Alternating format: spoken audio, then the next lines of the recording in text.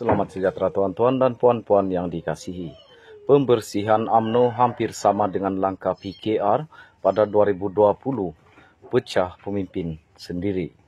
PKR juga pernah memecat pemimpin utama parti itu sendiri pada 2020 atas alasan kononnya mengkhianati parti tersebut dan menyaksikan kerajaan waktu itu juga lumpuh. Nampaknya langkah PKR memecat pemimpin utama parti itu sendiri kini berlaku pula kepada UMNO yang dipimpin seorang anak murid presiden parti itu baru-baru ini. Ia menyaksikan beberapa individu utama dalam UMNO dipecat dan diambil tindakan digantung keahlian. Presiden UMNO Datuk Seri Ahmad Zahid Hamidi mengambil langkah dengan membuat pembersihan parti tetapi hanya memecat mereka yang bukan ahli parlimen, yaitu Khairi Jamaluddin Abu Bakar dan Tan Sri Nooma. Khairi dan Nooma bukan ahli parlimen UMNO, malah tidak memegang jawatan dalam parti.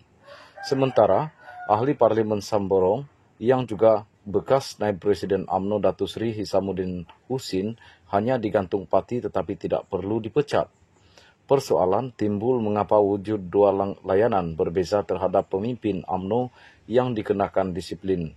Sepatutnya dipecat juga Hisamuddin dan beberapa ahli parlimen lain.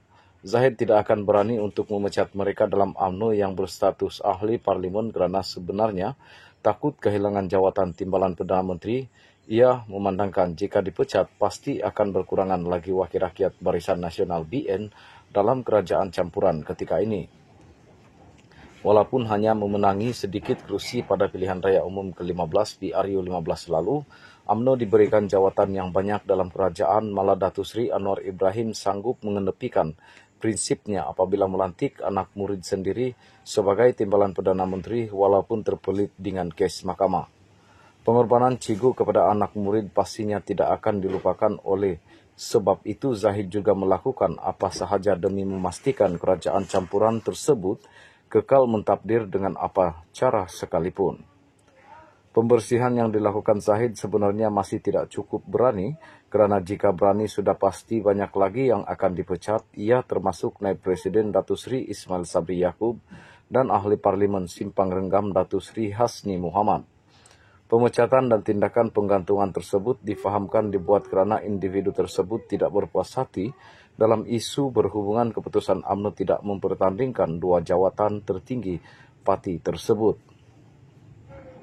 Isu pertandingan jawatan presiden dan timbalan itu sangat signifikan dan penting kerana jika dibuka pertandingan, Zahid dan timbalannya Datuk Seri Muhammad Hassan pasti akan dicabar pada pemilihan kali ini. Namun UMNO menyekat pertandingan bagi dua jawatan tersebut kerana bimbang Zahid dan Muhammad akan dicabar dan kalah pada pemilihan parti. Pada mulanya, UMNO dilihat mampu melakukan perubahan untuk memulihkan parti dengan menjalankan pemilihan, tetapi nampaknya mengambil jalan berliku hanya kerana mampu mempertahankan segelintir individu yang gila hendak kuasa dan jawatan. Insiden pecat dan gantung ini hampir sama berlaku dalam PKR pada 2020 lalu apabila terdapat pemimpin utamanya yang kemaruk dengan taksub mahu menjadi Perdana Menteri sehingga pemimpin lain dalam parti disingkirkan semata-mata mahu memuaskan nafsu individu tersebut. Sekarang UMNO menggunakan strategi yang sama dan digunapakai oleh PKR untuk memastikan pemimpinnya kekal di atas takhta kuasa. Siapalah agaknya yang mengajar UMNO untuk memecat dan menggantung ahli sesuka hati.